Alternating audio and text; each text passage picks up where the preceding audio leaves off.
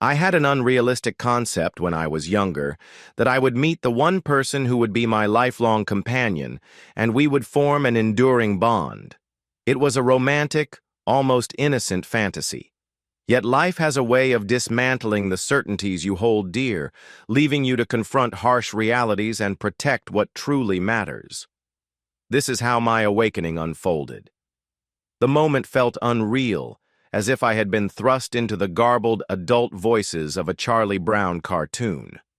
My hearing seemed to have switched off moments earlier, replaced by the relentless thrum of rage coursing through my body.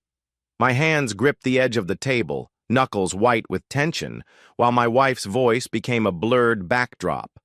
Her devastating words echoed in my mind, the ones that had flipped my world upside down. 15 minutes earlier, I had walked into the house, expecting nothing more than a peaceful Friday night, a beer in hand, and a quiet start to the weekend with my wife. Fate, however, had other ideas. I had barely sat down with my drink when Mary, my wife, disrupted the calm with a statement that froze the air around me. "We need to talk."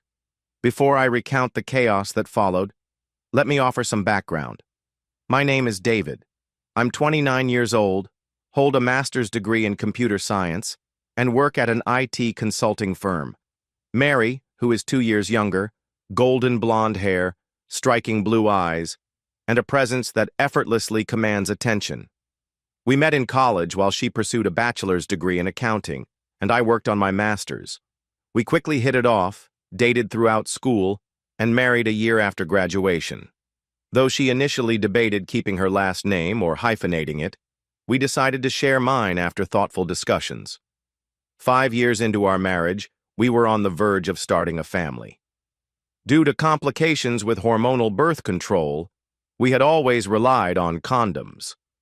Our 5th anniversary was meant to mark a turning point, the first time we'd forego them as a symbolic step toward building a family.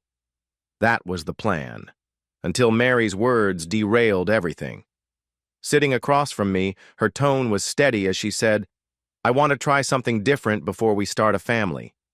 At first, her meaning eluded me, but then realization hit like a freight train. She wanted to date other men while remaining married to me and expected my consent. Her reasoning was baffling, framed as a need to explore unresolved doubts before embracing motherhood. I couldn't believe what I was hearing. She insisted it would be a temporary phase and assured me she would return to being the devoted wife I knew. In her mind, it wasn't infidelity because she was being honest and seeking my approval. When I pressed her to explain further, she admitted that the idea had come from Margaret, her co-worker who had been divorced 4 times. Margaret had convinced her that exploring her doubts in this way was a healthy step toward clearing her mind before committing fully to family life. I was appalled. I made it clear I wouldn't tolerate such a betrayal. Mary, however, was resolute, insisting this was something she needed to do for her own growth.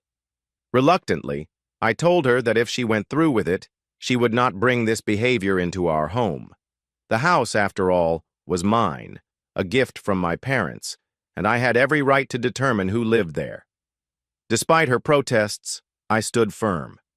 If she chose this path, it would be outside of our shared space. As the evening escalated, Mary prepared for her night out. By 8 p.m., she appeared downstairs dressed to impress in a sleek black dress, stockings, heels, and flawless hair and makeup. Her small clutch was the only accessory she carried. I couldn't resist a sarcastic comment. "Did you forget your suitcases? You won't be coming back if you leave." She dismissed me with a wave, insisting it was just one night and she'd be back by morning. My final warning was blunt. "If you walk out that door, I'm changing the locks." She brushed off my words, claiming love should mean letting her do this. My response was sharp and bitter. "If you loved me, you wouldn't be going." Outside, a car horn blared, signaling Margaret's arrival. Unbeknownst to Mary, I had installed tracking apps on her phone months earlier. These allowed me to monitor her location, read messages, and even activate her microphone and camera. As soon as she left, I activated the microphone, listening in as she and Margaret chatted during the drive. Meanwhile, I took action. I changed the locks, reprogrammed the garage door opener, and packed all her belongings, clothing, toiletries, everything, into her car. Later, I reviewed the recording. Margaret reassured Mary that I would be furious initially, but could be swayed with charm and better intimacy. They laughed about manipulating me and discussed Mary's plans to meet another man that evening. Sickened by their conversation, I logged into our joint bank accounts, withdrew half the funds, canceled our shared credit cards, and transferred the bulk of our investments into accounts solely under my name. Using the tracking app, I followed Mary's movements from a club to Margaret's house, where I captured audio and video snippets confirming her flirtations with another man. By the weekend's end, I had taken every necessary step, financially and emotionally, to prepare for a future without her. Recently, I gave my truck a complete overhaul. I replaced the engine, swapped out the transmission, installed new differential seats, and topped it off with a sleek matte black paint job. Pouring my energy into these repairs provided a much-needed distraction from Mary, and helped me focus on the inevitable divorce. With legal counsel secured, I started drafting the paperwork to formally end what had become an unmanageable relationship. In this state, the odds were stacked against me. Divorces here tend to heavily favor women. Let's be real. Men often face an uphill battle in divorce courts. Even the most devoted husbands frequently find themselves funding the indulgent lifestyles of their ex-wives. The system offers little in the way of fairness. By the time Friday evening rolled around, I had wrapped up work on the truck, cleaned it meticulously, and was ready for a night on the town. After a long shower and a fresh shave, I added a dab of cologne and dressed in sharp new Levi's, a black button-down shirt, and boots crafted from rattlesnake leather. I decided to treat myself to a meal at an upscale steakhouse. The T-bone steak, baked potato, fresh vegetables, and crisp salad were outstanding, but the night's real highlight came after dinner. As I left the restaurant, I confirmed that Mary had arrived at the club with Margaret, who had shown up about half an hour earlier. The timing was perfect for what I had planned. Parking a few spots away from Mary's car, I grinned to myself, knowing my presence would rattle her. It seemed Mary was the designated driver that night, which simplified things. I wouldn't need to concern myself with Margaret's ride. My only hurdle was convincing Margaret to leave with me if she hesitated, though I had backup plans in mind. Once inside the club, I immediately spotted Margaret. "Margaret, what a pleasant surprise," I said as I approached their table, holding a drink in my hand. I waited until Mary had wandered off to the dance floor with another guy. "Rob, what are you doing here?" Margaret asked, clearly uneasy. "Same as you," I said with a casual smile. "Since Mary moved out, I figured I'd check this place out and have some fun." "Speaking of fun, care to dance?" She hesitated, but ultimately agreed. We danced through a few lively songs before a slow number began to play. Before Margaret could retreat, I drew her close as the music slowed. Halfway through the song, Mary spotted us. Her expression shifted from surprise to panic, likely thinking I was there to catch her in the act. When the song ended, she stormed back to the table, her glare barely concealing her fury. But I wasn't finished. Margaret leaned into me, her radiant smile and confident demeanor drawing attention. It didn't take long for others in the club to notice. As the night progressed, I rested my hand lightly on Margaret's lower back, signaling a growing connection. When the song ended, I escorted her back to their table, where she invited me to join them. On the way, I paused to order fresh drinks for the three of us and put them on my tab. Mary's frustration was palpable, as she demanded to know why I was there. I brushed her off, explaining I was just out enjoying myself, just like her. She hurled accusations of sabotage, but I calmly denied any prior knowledge of her plans. Her attempts to provoke me by flirting with other men fell flat, as I kept my focus on Margaret. Throughout the evening, I made it clear that Margaret and I were a pair. When it was time to leave, Margaret showed no concern for Mary's situation. I mentioned that Mary would need to figure out her own way home, and Margaret shrugged, unconcerned. Back at my place, we wasted no time, and the intensity of the moment drowned out everything else, including the sound of Mary's dramatic arrival later that night. The following morning was tense. Over breakfast, Mary threw biting remarks my way while sipping her coffee, but conversation remained minimal. Her barely contained rage was almost amusing. Motivated by her reaction, I began reaching out to Mary's single colleagues, inviting them on dates. While some were initially hesitant because of my marital status, I assured them we were separated.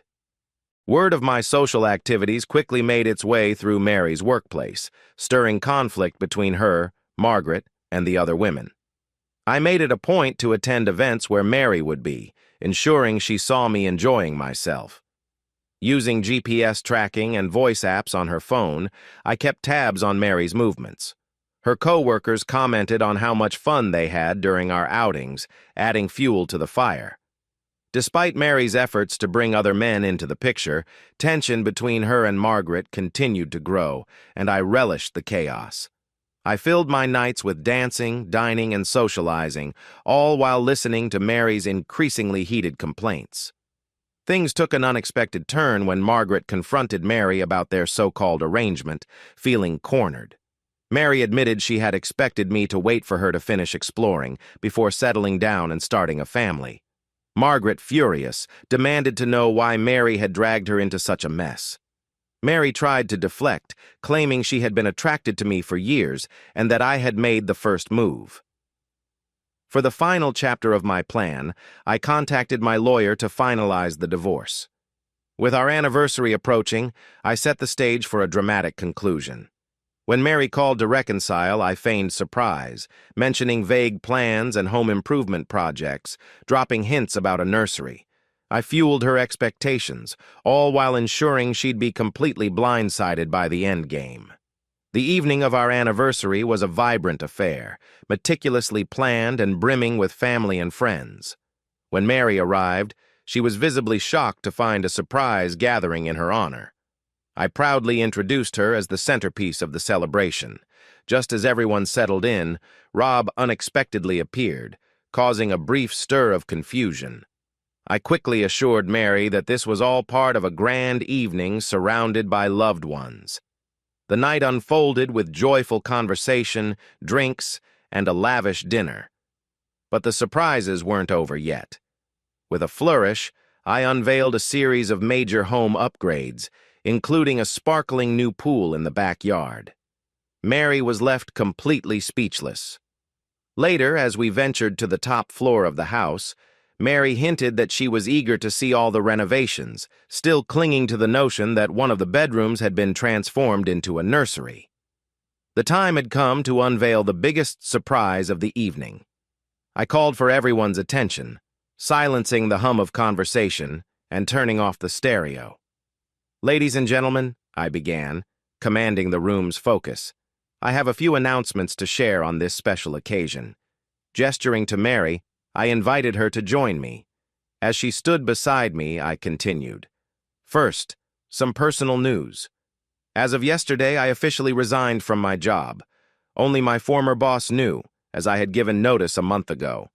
I've decided to launch my own consulting business, which will allow me to spend more time with my family." I paused briefly before pressing on. Today also marks another milestone, our 5th wedding anniversary. Many of you might not know that Mary and I originally intended to start a family by now. However, circumstances have shifted. With that, I stepped aside, and a red-haired woman emerged from the crowd, her demeanor solemn. "Mary Bader, you've been served," she declared, handing an envelope to Mary. Turning back to the guests, I addressed the stunned room. 2 months ago, Mary informed me of her decision to see other men without asking for my consent. Since then, she has been staying elsewhere, entertaining various partners. While she was unfaithful to her vows, I refrained from pursuing anyone else until after she had broken our trust. Mary's furious scream pierced the silence, but I remained composed. Mary, as a result of your choices, I'm granting you a divorce. You're free to live your life, just not with me. The renovations you thought were for you, they weren't. I went on to detail the changes I'd made to the house. A luxurious new pool, an upgraded shower, a jacuzzi tub, and a fresh redesign of the master bedroom. I also merged 2 smaller bedrooms into a larger one, I added. With that, Tara, the red-haired woman, and her young daughter Simone stepped forward. This is Tara Oye, my attorney, and her daughter Simone. Over the past 2 months, Tara and I have grown close. Once the divorce is finalized, we intend to begin a life together. Turning back to Mary, I concluded, your suitcases are already packed and in the car. You won't be returning here. You chose your path, and now I've chosen mine. I warned you I wouldn't tolerate this betrayal, but you still chose to destroy our marriage. Mary broke down in tears as her family erupted in outrage. While many of our friends quietly exited, my own family watched in silence as Tara and Simone retreated upstairs, prepared for the fallout. Though nothing romantic had occurred between Tara and me at that point, we had spent time together over dinners and quiet evenings, focusing on building trust. We agreed to wait until the divorce was finalized before taking things further. Mary, who had divorced her first husband for infidelity 5 years earlier, eventually moved into her own apartment after brief, tension-filled stays with friends. In the weeks that followed, I deleted the tracking apps I had used to monitor Mary's activities. I no longer cared. Could I have handled the situation more gracefully?